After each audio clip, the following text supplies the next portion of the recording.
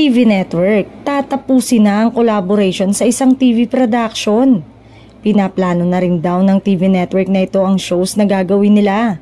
Hindi pa tiyak kung ipagpapatuloy nila ang ilang shows dahil matatapos na rin ang collaboration nito sa isang TV network. Kung hindi nagkakamali, 1 taon na lang ay matatapos na ang kontrata ng kanilang collaboration at wala pang usapan kung magkakaroon ba ng renewal. Kaya tamang-tama na ngayon pa lang ay pinag-uusapan na kung ano ang fallback o may mga pagbabago ba dahil sa pagtatapos ng mga kontrata.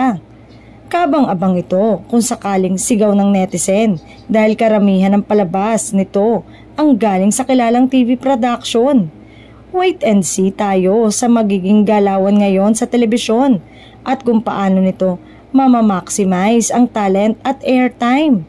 May mga humula na partnership ito ng ABS-CBN at TV5 Network.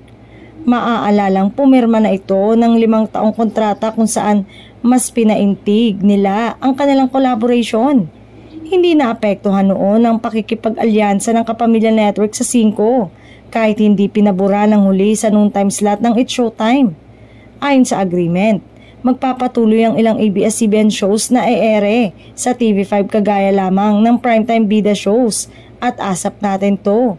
Maging ang ilang teleserye collaboration kaya naman nakakalungkot kung sakaling matitigil na ang collaboration ng dalawang network.